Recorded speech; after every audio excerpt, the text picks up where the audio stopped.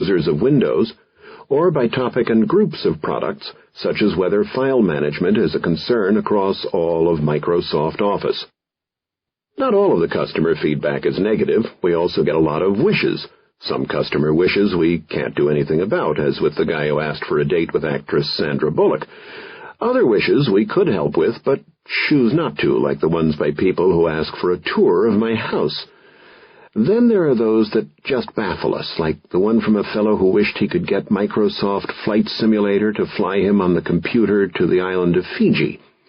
We finally discovered that the numbers he was entering into the program came from a map on his shower curtain and bore no relationship to earthly coordinates. We pay much more attention to customer wishes involving new product features, which pour in from customers and from our sales representatives and technical account managers over the web, by email, by fax, and by mail, at a rate of more than 10,000 per month.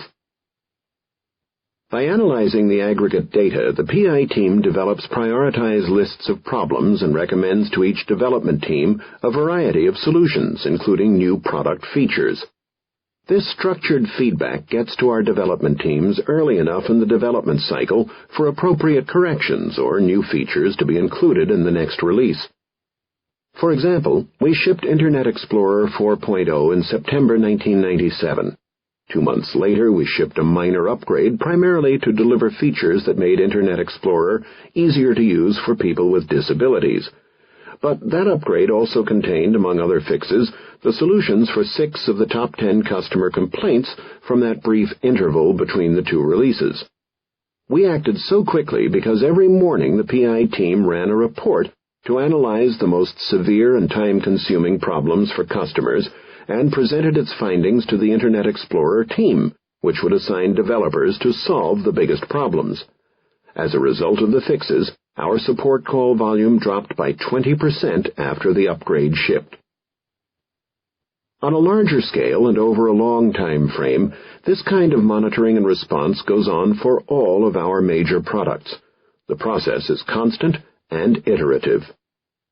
We also use our corporate intranet to disseminate information to all interested parties, integrating web pages with email. For our major products, any employee can go to our website to see the current status of the data on customer complaints and requests. When a product is released, PI posts reports on immediate customer reaction. More detailed reports are posted monthly, organized by major product groups. These monthly reports include a problem's symptoms, a short-term solution, recommendations for a longer-term fix, and any response from the product group. Microsoft subscribers get email with links to new monthly reports as they are done. Other employees will see the most current reports when they browse the intranet site. The most frequent visitors are the program managers, developers, and testers for various products. Writers of online articles regularly review the site to ensure that they develop content focused on the most important issues to customers, and another team uses the site to evaluate what new software tools customers may need. The status of customer issues is included in the major quarterly product reviews that go to senior management.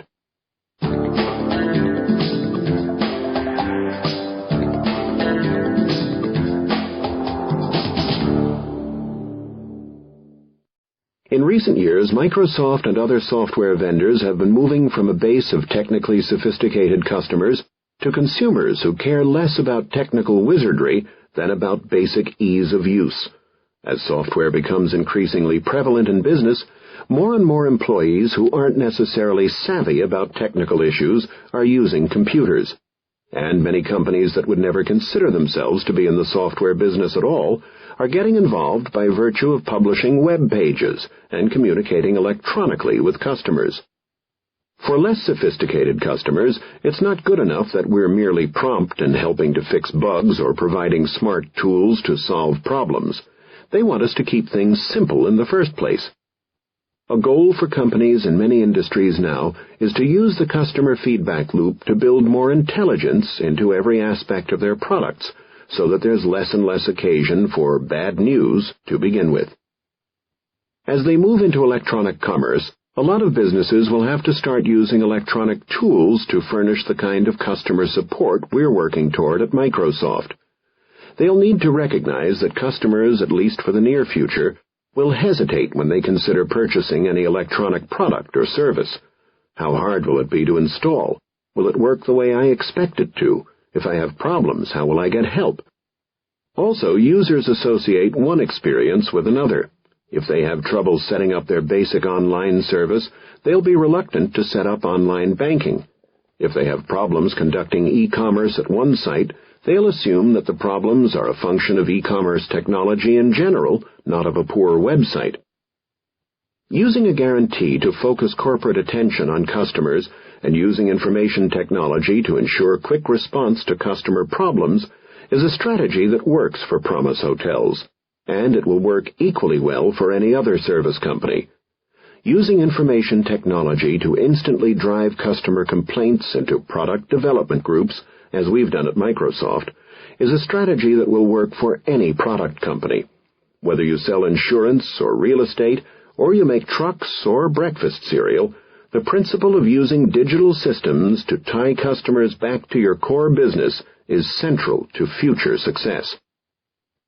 You can collect information from customers even if you don't have a digital system, but you can't analyze it quickly. You can't make non-digital information integral to the development process for a service or a product. Non-digital systems won't enable you to route information directly to product developers. Digital systems give companies the ability to do all these things and transform into adaptive learning organisms. Customer service changes from an add-on activity to an integral part of product development. The process has to begin with a corporate decision to put the customer at the center of the solution. Once you do that, digital information enables you to create a tight loop that runs between customer needs and your company's reactions. Promise can focus its staff on the problems that customers most care about. At Microsoft, we can put our software engineers to work on the problems that are giving customers the most grief, rather than on problems the engineers think are the most technically interesting. If you accept customer feedback electronically, you need to be prepared to answer quickly. When a customer mails a letter to a company, he or she doesn't expect a reply for a week. But when a customer emails a query to your company, he or she knows that the email arrives in a matter of minutes, if not seconds. Business protocol is to respond to email within a few hours or overnight. A few days is slow. If you take weeks to reply, consumers will take their business to a more responsive company. Because email is so much easier to send than paper mail, you're likely to get many more responses, too. So when you ask for electronic feedback, make sure you have the staff and the internal systems in place to handle it promptly. Listen to your customers and take their bad news as an opportunity to turn your failures into the concrete improvements they want. Companies that invest early in digital nervous systems to capture, analyze, and capitalize on customer input will differentiate themselves from competition. You should examine customer complaints more often than company financials, and your digital system should help you convert bad news to improved products and services.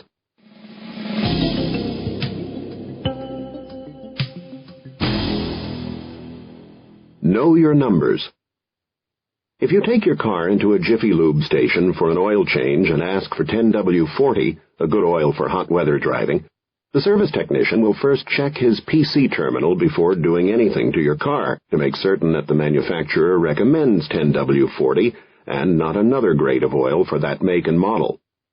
In fact, the technician can tell you all of the manufacturer's recommendations for service intervals and for the vehicle parts that Jiffy Lube might service: oil, filters, headlights, windshield wipers, transmission fluid, grease, even the number of grease fittings. All from a PC-based point-of-sale system in the service bay. Cars get in and out fast.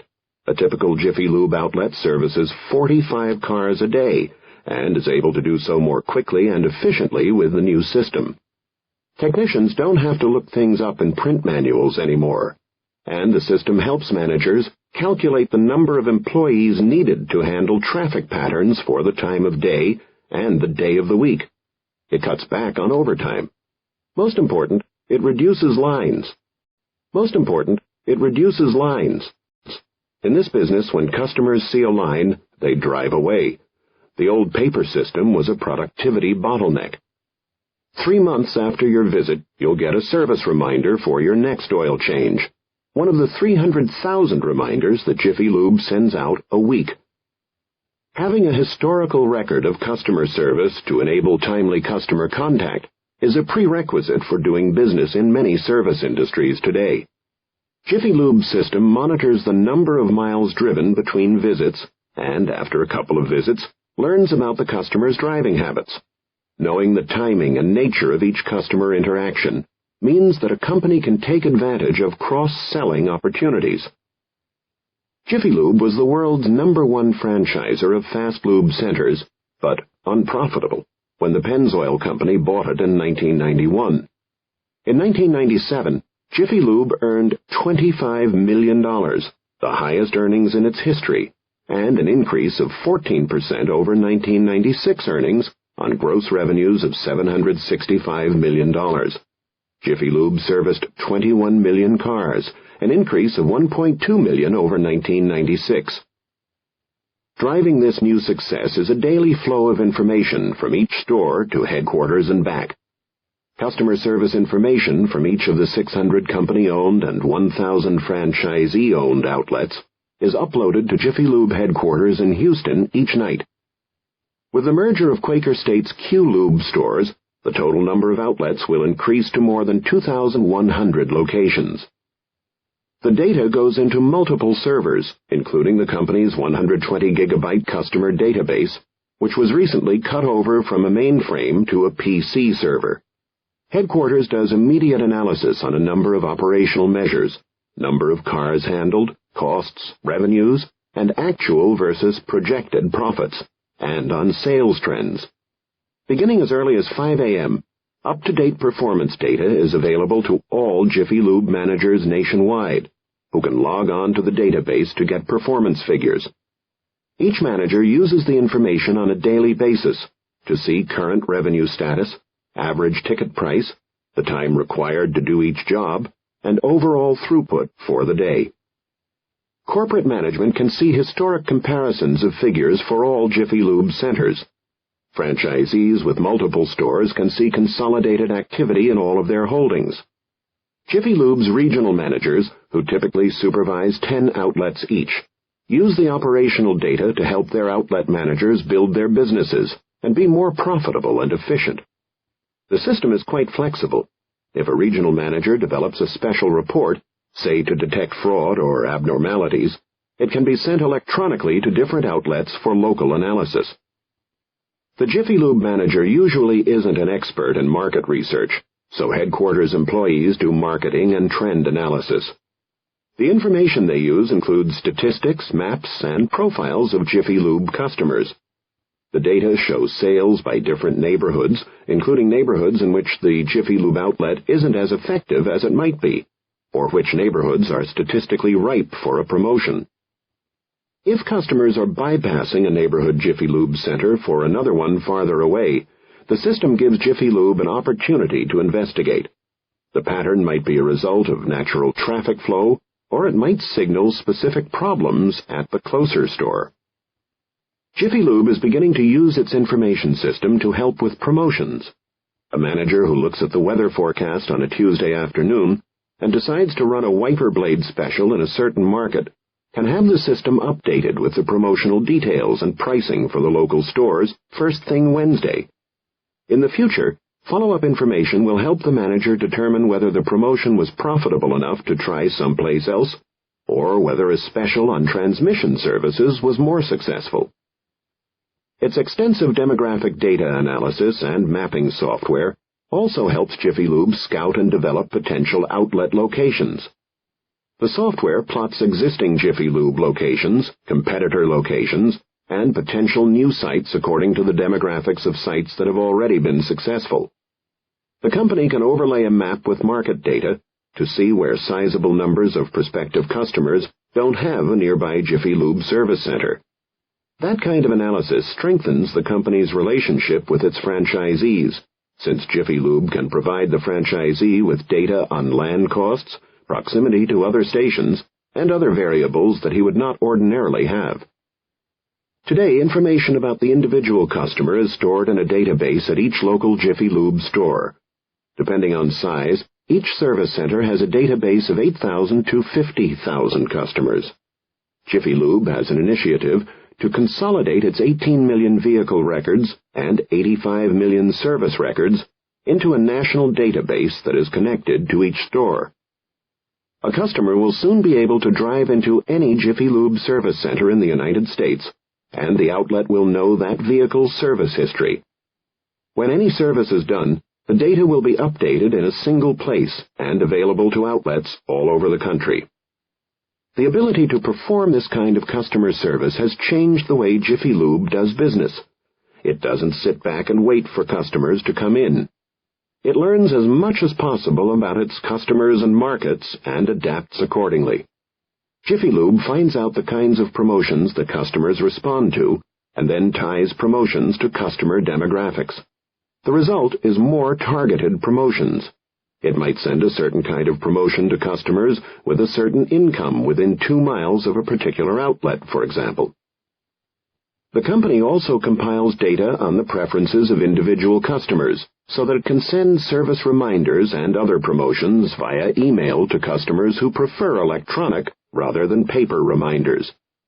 Handling the reminders via email will make it possible for Jiffy Lube to personalize promotions and cut costs while improving convenience for customers.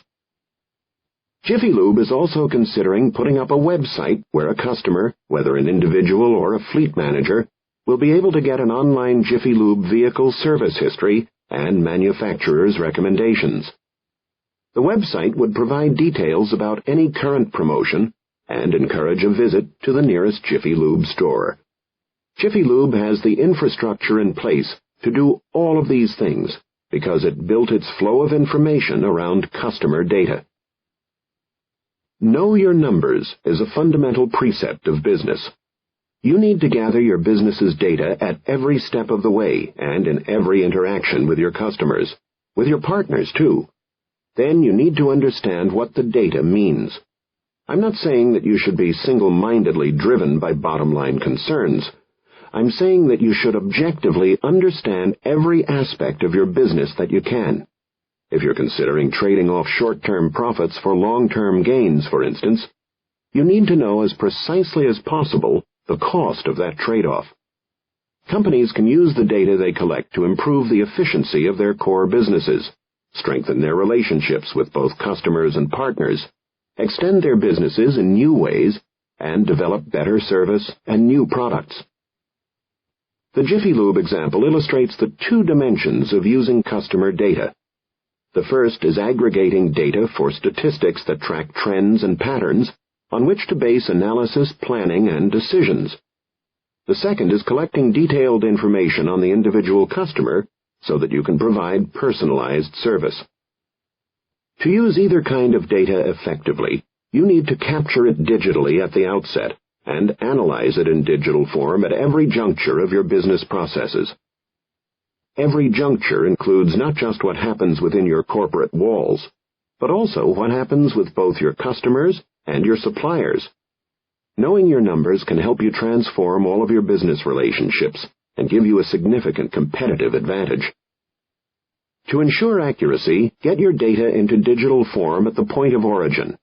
Initial digital data entry reduces re-entry labor and virtually eliminates errors. When a new customer pulls into a Jiffy Lube today, the technician takes down the customer information on a paper form on a clipboard and then enters it again into the bay terminal. In the future, Jiffy Lube will use a handheld PC that will eliminate the data re-entry step. Re-entry takes only a minute, but it increases the chance of an error, and meanwhile the customer is waiting. At Microsoft, we realized immediate dramatic improvements as soon as we switched from taking customer orders by fax to taking orders digitally.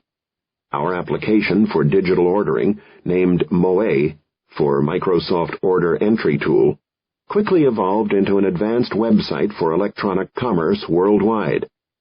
Moe makes it easy for our distributors to enter their orders digitally by either creating orders online or uploading them in batch files.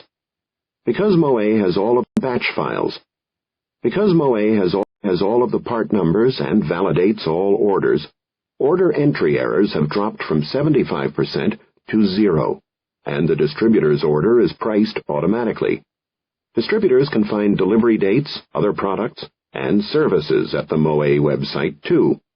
Today, the Moe site, which handled $3.4 billion in revenues in 1998, runs neck and neck with Cisco Systems' order site as the highest revenue processing website in the world. Once Moe has captured and verified an order, it's electronically routed to the appropriate Microsoft Regional Manufacturing System for fulfillment. Our manufacturing plants use the Moe information to automatically generate product build schedules, saving time that used to go into manually creating manufacturing schedules. There's no way we could have achieved this related benefit if we hadn't had the data in digital form. Making data digital from the start can trigger a whole range of positive events. The Coca-Cola Company is collecting data directly from smart vending machines via cellular phone or infrared signals. These machines, already in use in Japan and Australia, transmit such information as the number of cans dispensed, coin status, and any leakage problems. A PC restocking program at the local bottler office analyzes the data and produces a delivery slip that tells drivers which products and locations need to get stocked the next day. Need-based delivery in Australia has reduced the number of out-of-stock machines on any given day from 20% to less than 1%, which improves Coke's sales. Drivers are happy, too. They get paid by the case, and their productivity has risen 50%. This efficiency in managing its stocking and routes has Coca-Cola on track to double its Middle and Far East business in 3 to 5 years without adding more bottlers. Taking advantage of digital data at its source can even create new business opportunities for a mature market, such as soft drink sales. Panels on new Coke vending machines use interactive technology to display commercials, weather reports, even subway maps. A pilot program in Texas lets customers use a credit or debit card to pay for Coke drinks while fueling at a gas station. Since most people who pay at the pump don't go into the building, the digital sales system at the pump creates a whole segment of new customers for Coke. Speeding and expanding the sales process. Siemens Information and Communication Networks, part of the global technology giant Siemens AG, is a leader in telecommunications systems used inside a company, known as a Private Branch Exchange, or PBX. Each customer selects from an array of options for PBX equipment to create an internal phone system customized to its needs. Siemens has created a fully digital sales process system that quickly provides quotes, captures, and adjusts ordering information going in, ensures parts compatibility, and drives order information all the way through to the company's manufacturing process. In the early 1990s, Siemens' complex product configurations required a salesperson to assemble a lot of intricate detail before presenting a quote. Every quote involved engineering, which had to ensure that the parts in an order would be compatible.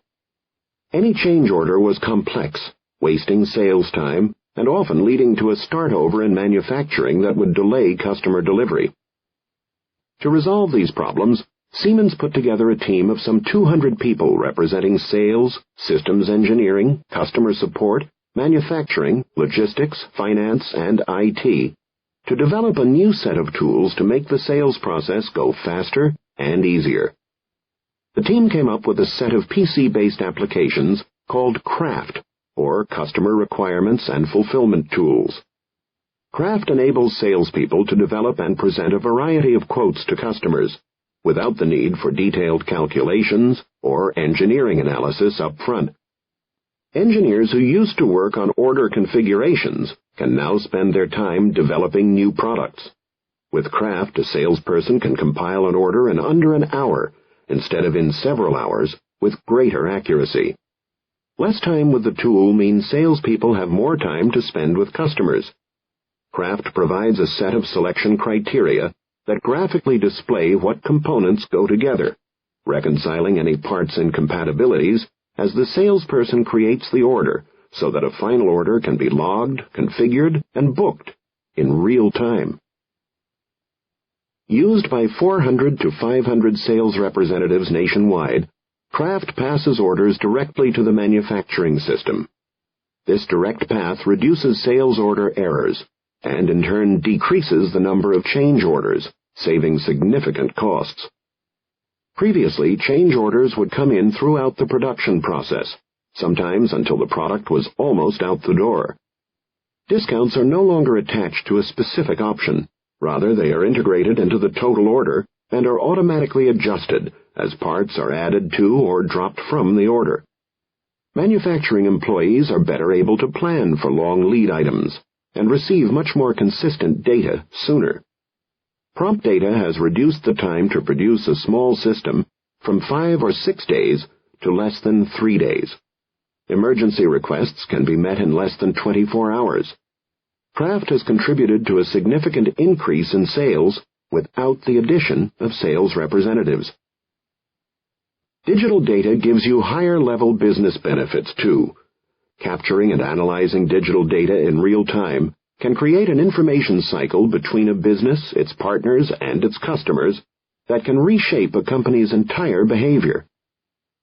Retailer Marks & Spencer, a British institution with 300 stores in the United Kingdom and another 400 around the world, cycles customer information to respond immediately to consumer preferences and to achieve the kind of personalized service that's impossible to get at a typical supermarket chain.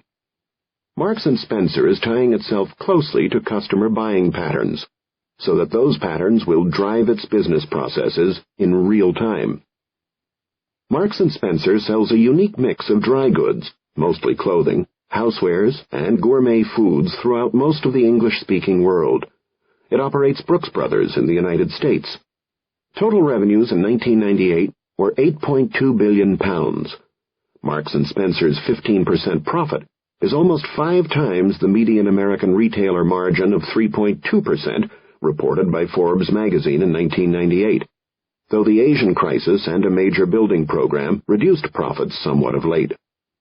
The company attributes a large part of its success to its ability to use information to make its supply system highly responsive to customer needs. Only a few years ago, the company's information situation was run-of-the-mill. Like most retailers, Marks & Spencer's buyers ordered and allocated goods to stores according to their best judgments of what customers might like. The information system provided only a basic analysis of historical data to help. It was impossible to predict sales accurately enough to avoid either selling out of stock or having to discount or discard leftover inventory. Both outcomes hurt profitability. Its 1980s-era point-of-sale system could tell Marks & Spencer on a daily basis that the chain had sold, say, 3,000 navy blue suits, 10,000 French baguettes, and 300,000 roast beef sandwiches. But it couldn't tell the store who bought those sandwiches and suits, what else those customers bought, or how the customers paid for them. The system couldn't alert the company to whether customers were buying substitute items if the goods they originally wanted were sold out, or whether the purchases of regular customers were consistent with their typical buying patterns. The system couldn't help the store detect changing buying patterns as sales were happening during store hours. And when Marks & Spencer competitors were getting more aggressive on pricing and beginning to stay open later, some even 24 hours a day, its old batch processing system wouldn't allow Marks & Spencer to change prices in real time, or extend store hours much beyond 9 p.m. As the chain opened stores in different time zones through the 1990s, it began to run out of dead time in which to crunch company-wide sales data. Finally, as its system vendors' customer base dwindled, Marks & Spencer bore more and more of the cost of development. When Marks & Spencer had to buy second-hand gear to get enough equipment, the company started looking for a better way. Determined not to be stuck with a single system supplier again, Marks & Spencer is outfitting its 300 UK stores with PC technology that allowed competitive bidding on all aspects of its hardware and software solutions. Each store now has a central quad-processor PC server and 40 to 50 top-of-the-line Pentium 2 PCs acting as point-of-sale devices. Each of these PC tills runs a complete pricing database, so customers can buy any item at any location in the store. Socks in the food department if they want. Because the workstations process sales faster than the old devices, Marks & Spencer needs fewer per store. The PCs are having no trouble keeping up with the millions of pounds a day in revenue that the largest stores take in. 15,000 transactions a minute across all stores. If anything else in the system fails, the tills keep running. Marks & Spencer piloted the new system in the peak Christmas season of 1996 and will finish rolling it out worldwide in 1999. With its new digital infrastructure in place, Marks & Spencer is beginning to capture an incredible array of data on customer buying patterns. Data from each store is sent electronically to the main data center in London. Fully implemented, the dynamic flow of information will enable Marks & Spencer merchandisers to analyze purchases as they occur instead of waiting overnight. Marks & Spencer will be able to adjust stock throughout the day across the whole chain. Before, the company would stock its stores with gourmet sandwiches according to sales from the day before and would have to make the sandwiches at night. The retailer's 400 food suppliers worldwide will be able to make less product initially and then complete the orders in response to regular sales reports from Marks & Spencer during the day. A store won't need to run out or end up with excess inventory, and customers get fresher consumables. The system will even get automatic feeds from local weather services and be able to make appropriate food stocking suggestions. Soup, maybe, if the forecast is for stormy weather, or meat for barbecue if the day will be sunny. A similar application of information technology enables Marks & Spencer to work closely with its more than 300 clothing manufacturers. When Marks & Spencer launches a dress in 2 colors, say red and blue, it quickly knows which one is selling better in which markets. Suppliers work on a just-in-time basis. They make smaller quantities initially and then tune production to actual sales. Other industries have used just-in-time techniques for manufacturing components and mechanical parts.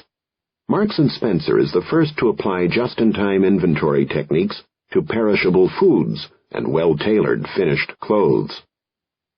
Marks & Spencer's growing database of specific customer data includes not only what item an individual customer bought on a particular day, but what else the buyer purchased in other departments and the time of day of the purchases. Marks & Spencer can aggregate this information to create highly targeted marketing initiatives. Knowing that British customers frequently buy strawberries and whipping cream together and coffee and cookies together, the company can promote and cross-sell the related items in store displays. Or Marks & Spencer can use the data on the individual level to make customer service a proactive invitation to do more shopping. Knowing that you're a lover of fine wines and seafood, the local store can send you a postcard, or one day an email, inviting you to a special wine tasting event and send you a packet of complimentary seafood recipes. Knowing your preference for a certain designer's clothes, the store can let you know when the new styles from that designer arrive. The business side of any company starts and ends with hardcore analysis of its numbers.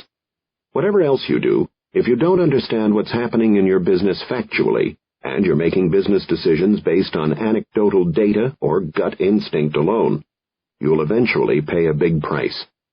Microsoft is a product company, and I care deeply about product development. But anyone who has participated in a budget review of the executive committee at Microsoft knows that we insist on having accurate numbers and insightful analysis of those numbers. Numbers give you the factual basis for the directions in which you take your products. Numbers tell you in objective terms what customers like and don't like. Numbers help you identify your highest priorities so that you can take fast, tactical, or strategic action. There's no substitute for understanding your numbers at a working level. Sometimes my friend Steve Ballmer, Microsoft's president, surprises the members of a product group by knowing their pricing schemes and sales numbers, and the competitors, better than the people presenting a plan to him. He has a way of striding into a room and immediately asking the one question the team doesn't have an answer to. He's done his homework, and he's thought hard about the issues that come out of the numbers. He sets a high priority on fact-based decisions. The line managers at a company need to be doing the numerical analysis. Other groups can help, but the people who deal with customers and with competitive problems need to be engaged in looking at their business in every way possible, every day.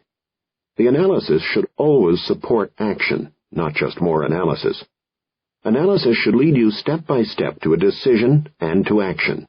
You have to think, act, evaluate, adapt. Starting with digital numbers doesn't merely eliminate redundancy of effort and errors. It also sets in motion optimal ways to process the data afterward. Being digital from the outset drives efficiency in manufacturing, shipping, billing, and other operational processes. Getting the data digitally is also the only way to ensure that you get information quickly enough to respond to customer needs before your competitor does. This need for good, timely information to drive employees to quick action is one reason that paper numbers bother me as much as paper forms do. A printed sales figure, or a printed number on customer trends, is static. You don't have the ability to get in and see detail, or to email the number and its context off to somebody to talk about it. You can't analyze what's behind the number. With a paper number that looks out of whack, you have to get hold of somebody and say, "I'm looking at this report, and this number surprises me." A lot of the time, the anomaly is easily explained. Some customer has put in a big order or has backed one out. There's nothing actionable involved, but you still want to know quickly why the month's results looked skewed. If you spot a trend in a paper report, it's hard to send the paper around and get people to work together to dig into it. Over time, you stop paying close attention because it's so hard to investigate. When figures are in electronic form, knowledge workers can study them, annotate them, look at them in any amount of detail, or in any view they want, and pass them around for collaboration. A number on a piece of paper is a dead end. A number in digital form is the start of meaningful thought and action. Going digital changes your business. Without a modern information system, an oil change company would have no chance of expanding its services, using well-timed specials to entice customers, or offering special promotions to targeted customers. Coke's ventures with smart vending machines are a good example of starting digital, and also of creating a new business model. Coke vending machines are evolving into self-managed stores, able to advertise their own wares, offer their own promotions, and order their own supplies or merchandise. None of that would be possible without a digital starting point. Smart machines communicating from remote locations will become more and more common. Digital technology also enables a company to create a web of partnerships that serves its customers better. You can create a virtual company in which commerce, knowledge management, and operational systems integrate everyone. Your partners are better integrated with you, benefit more from your success, and are naturally driven to respond to the same precisely tracked patterns of customer behavior than you are. When your information systems are designed to promote a flow of information to and from your customers, the business processes of the entire supply system will naturally align in efficient directions. Just-in-time delivery can be a reality for any industry. Digital information flow makes it possible for a company to create a boundaryless organization, but it takes a new corporate mindset and culture to turn suppliers from them into us. In the traditional business model, suppliers have often been merely tolerated for what they provided, but were not treated as an integral part of the overall business process needed to serve customers. The old phrase, supply chain, implies links in a linear relationship, looking back from the retailer to distribution to transportation to manufacturing. Today's approach is that of a value network, a web of partnerships enabled by digital information flow. Everyone who touches the product must add value, and communications go both forward as well as back. Companies in the value network aren't restricted to their places in line by heavy chains of process, but can interact and do business with multiple vendors as they need to. Walmart began the change in how major buyers viewed their suppliers, giving Procter & Gamble access to its sales data so that P&G could do what it does best, manage inventory and distribution, and Walmart could do what it does best, sell lots of products. This degree of openness is the only way to get the full benefit of freely flowing numbers. Walmart, according to Forbes, reduced its expenses by $2 billion in 1997 through better inventory management. Much of this savings came from its continuing drive to use information to work better with its supplier partners. Marks & Spencer has demonstrated that information sharing not only reduces costs, but can also reduce reaction time to just a few hours anywhere in the world. General Electric's CEO, Jack Welch, was one of the first people to talk about boundarylessness, the idea that solutions to business problems should encompass everyone in the critical path, whether inside or outside the formal borders of the corporation. Not surprisingly, GE, the largest diversified industrial company in the United States, has begun to create for its 12 operating units what will probably become the largest extranet in the world. An extranet is a private Internet site that enables several companies to securely share information and conduct business. GE expects to do more than $5 billion, or 14%, of its projected $35 billion in capital procurements over the extranet by 2001, compared with less than 1% in electronic purchases today. Fully deployed, the extranet could involve as many as 40,000 trading partners. In addition to being a system for straight transactions, GE's extranet will include software that enables real-time collaboration. GE employees and partners will be able to view and edit the same electronic documents and to discuss them at the same time over the Internet. In a value network, companies can free up capital that would otherwise be tied up in inventory and dramatically reduce inventory management costs, as Walmart has done. GE expects to save between $500 million and $750 million with its extranet through reduced errors, contract leverage, and other efficiencies. Companies can improve quality, too. About 70% of the value of Ford's products comes from components provided by independent parts manufacturers, and Ford's digital network enables the company to quickly work with these suppliers to address quality issues with parts. Companies in a value network can respond faster and more accurately to the market.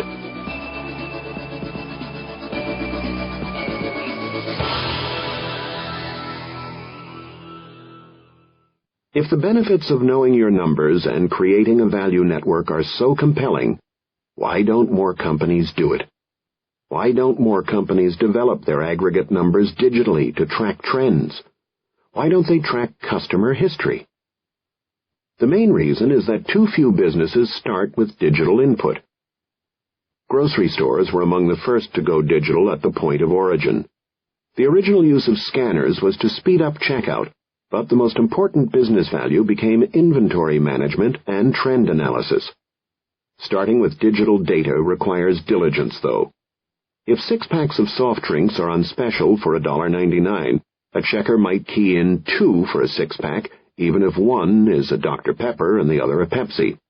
The customer's price total will be correct, but the inventory numbers for both beverage brands will be off. Connecting digital data among vendors using mainframe-based computers and private networks has also been too expensive. Even though the benefits of data exchange are obvious, less than 5% of all U.S. businesses use the old EDI or electronic data interchange standard. Sometimes only one side of the transaction is electronic.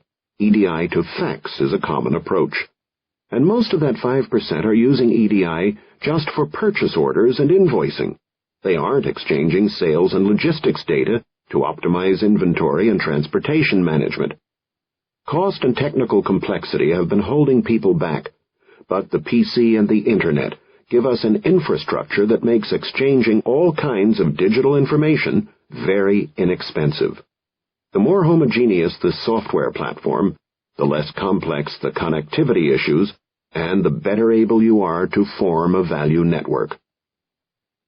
Not enough people are using digital data in the office. Existing paper systems lead people to assume that data is hard to get and customize.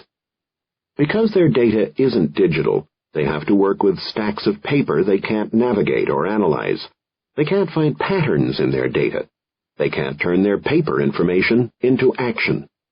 Because so few companies are using digital tools internally or with partners today, those firms that act quickly to create a digital nervous system have the opportunity to jump ahead of their competitors.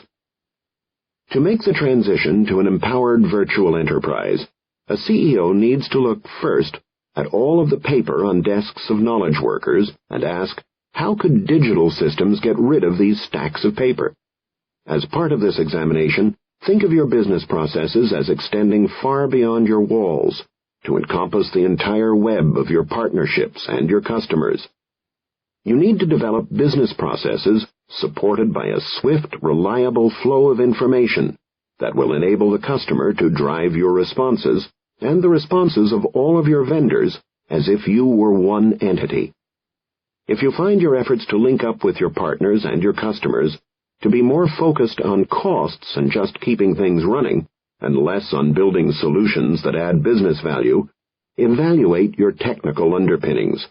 You need to step back and come up with a new approach.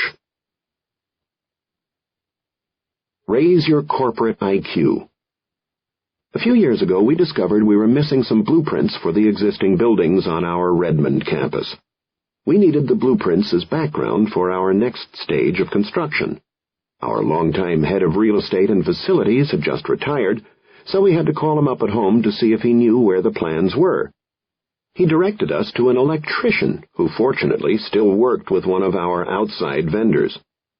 Sure enough, the electrician had the blueprints. In fact, that electrician was the only person in the world who had all of the plans for all of our buildings. Traditional societies often rely on one or two people to remember the group's history and traditions. But modern organizations need a better way to record and pass on their folklore.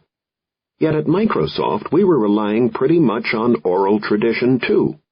Here we were, the largest developer of office space in the Seattle area, embarking on a period of construction in which we would put up between 500,000 and 1 million square feet of new office space a year, and our entire knowledge base of crucial information was being carried around in the heads of just a few people and in a few stacks of blueprints we didn't even have on file. Alarmed by this incident, the Microsoft Real Estate and Facilities Group decided we needed a digital repository to preserve and augment all the knowledge we'd accumulated over 2 decades of construction. We put all of our blueprints, diagrams, and other construction information into computer-aided design, CAD files, and created a CAD standard for our vendors to implement going forward. We moved existing electronic documents from vendor systems into our in-house system. Then we created an extranet site for our vendors to access for as long as they are part of a project. Everyone has access to records of problems and solutions from earlier phases of construction. Because we've regained control of the information, we can bid out projects more broadly to get better pricing and flexibility. Our business and financial planners use the extranet site to prepare for an office expansion or the opening of a new subsidiary. Microsoft personnel can get educated on issues and costs related to major real estate projects, and international groups can use our main campus real estate expertise as they plan for business development. Floor plans are also posted on our intranet, so space planners in separate buildings on our main campus can view the same floor plans as they discuss major moves.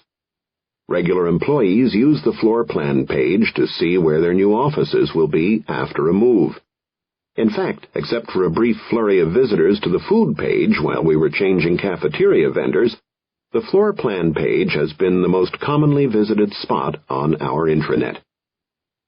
Our electronic real estate library and a similar one on trademarks and patent law are examples of corporate knowledge management. Knowledge management, as I use it here, is not a software product or a software category. Knowledge management doesn't even start with technology. It starts with business objectives and processes and a recognition of the need to share information. Knowledge management is nothing more than managing information flow, getting the right information to the people who need it so that they can act on it quickly.